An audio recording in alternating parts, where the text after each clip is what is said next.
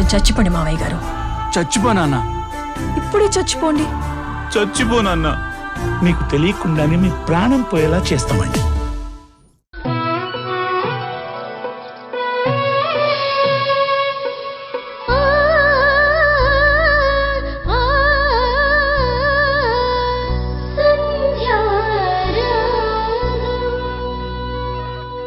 సంధ్యకి బావకి సంబంధం ఉందని నువ్వు కూడా చెప్పిన తర్వాత ఎందుకురా నా కోడల్ని బాధ పెడతావు అని అత్త ఒక్క మాటైనా బావని అడిగిందా?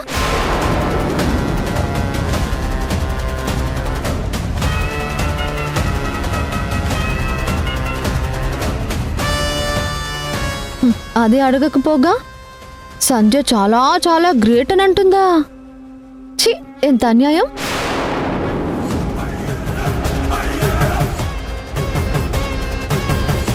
అత్తయ్యది కాదు, అత్తకి నూరు పోసిన బావది. బావని వలలో వేసుకుని ఇలా మాయ మాటలు చెప్పిస్తున్న ఆ సంధ్యది.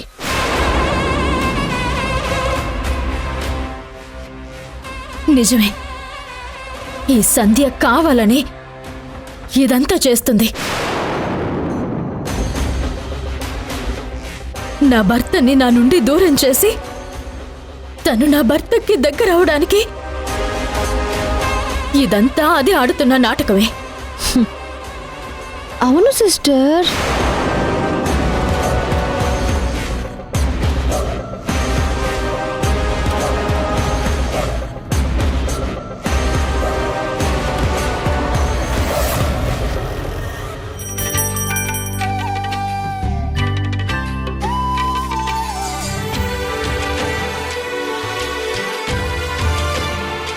వదినా, వదినా, అమ్మా, అన్నయ్య. శ్రీజ, ఏంటి రోజు కొత్తగా? నేను చేసే పూజ నువ్వు చేసావు. ముందు హారతి తీసుకో వదినా.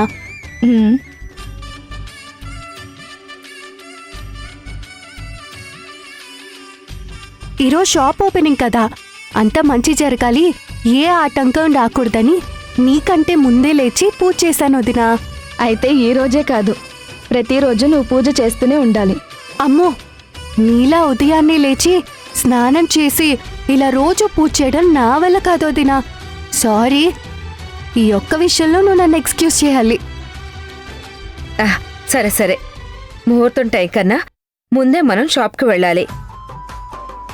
శ్రీజ, పూలు పళ్ళు పూజ సామాన్లన్నీ తీసుకురా. రా. అలాగే అమ్మా, తీసుకొస్తాను. శ్రీకరం, అక్కడ పనులున్నాయి, చూసుకోవాలి, తొందరగా బయలుదేరండి. అలాగే అమ్మా.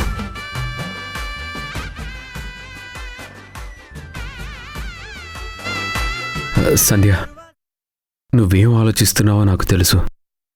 వింధ్య గురించే కదా.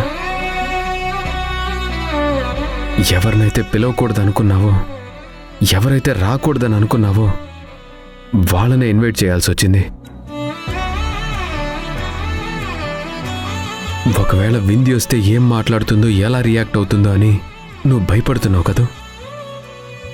నువ్వు తన గురించి ఆలోచిస్తున్నావు కదా. నేను భయపడుతుంది వింధ్య గురించి, కానీ మనం అనవసరంగా టెన్షన్ పడాల్సిన అవసరం లేదండి.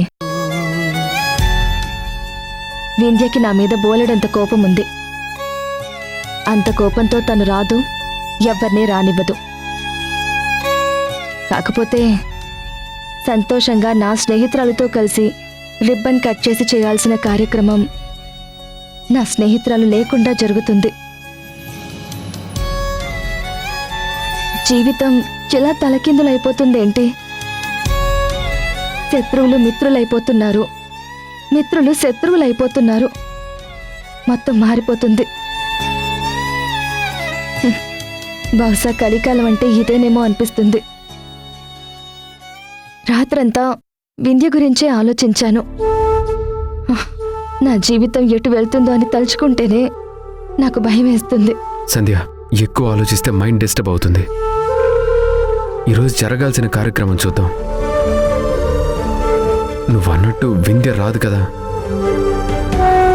వింధ్య వచ్చి అందరి ముందు ఏం మాట్లాడి ఇన్సల్ట్ చేస్తుందో అని నాకు చిన్న టెన్షన్. నాకు తెలుసండి, అది మొండిది. అది రాదు, ఇంకెవరిని రానివ్వదు.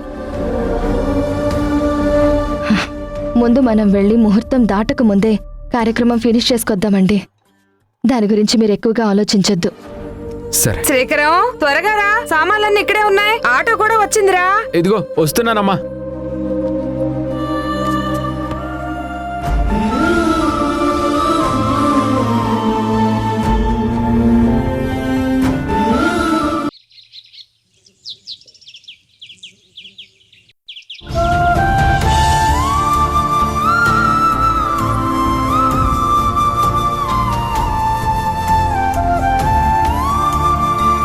సంధ్య లేని వింధ్య జీవితం సున్నా.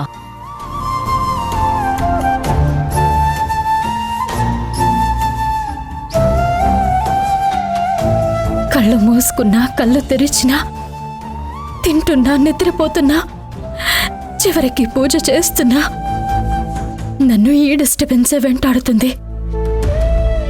ఎన్నాళ్ళు నా భర్తే అనుకున్నాను.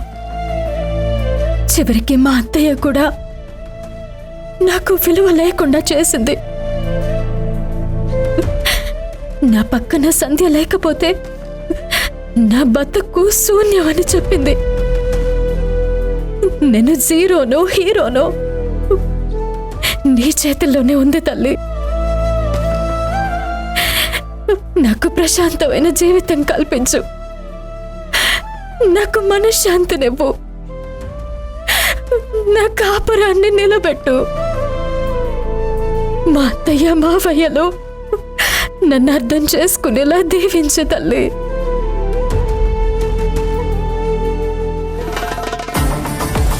బంటి, బంటి, బంటి. ఈ స్మెల్ ఏంటి? స్ప్రే బాగా కొట్టుకున్నట్టున్నారు. ఎక్కడున్నావురా? అయ్యా అది పిలిచినప్పుడు రావాలి కదా. కారంతా తుడిచావా? అన్నీ రెడీ చేసావా? చేశానయ్య గారు. చూస్తుంటే హ్యాండ్సమ్ గా ఉన్నారు. ఎక్కడికి వెళ్తున్నట్టు ఈ హడావుడేంటి?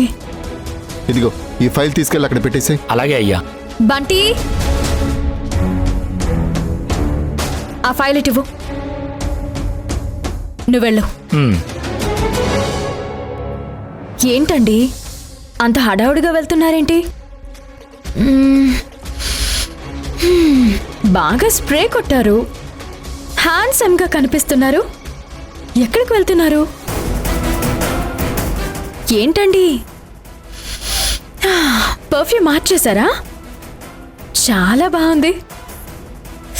ఓ, సంధ్య కొనిచ్చిందా? కాదండి, అసలు మీరింత ఉదయాన్నే ఎక్కడికి వెళ్తున్నారు? నిజం చెప్పండి. సంధ్య దగ్గరికే కదా వెళ్ళేది? ఇప్పుడే దేవుడికి మొక్కుకున్నానండి, మనకి మనశ్శాంతి కావాలని, ప్రశాంతంగా బ్రతికే మార్గం చూపించు తల్లి అని వేడుకున్నాను. నేనేది కోరుకుంటే దానికి వ్యతిరేకంగానే జరుగుతుంది. ఇంత చెప్పిన తర్వాత కూడా మీరు సంధ్య దగ్గరికే కదా వెళ్ళేది? చాలు వింధ్య, దయచేసి నువ్వు అలా మాట్లాడడం ఆపేసేయ్. నువ్వు అలా మాట్లాడుతుంటే నాకు భయం వేస్తోంది. ఇంత చెప్పిన తర్వాత కూడా నువ్వు వినవా? పర్ఫ్యూమ్ కొట్టుకుంటే తప్పు, కొత్త డ్రెస్ వేసుకుంటే తప్పు. మరి ఎలా ఉండాలి? నువ్వే రాసివ్వు. నువ్వు ఎలా చెప్తే అలా ఉంటాను. చెప్పు. మరి ఇంత ఉదయాన్నే మీరు రెడీ అయ్యారేంటి?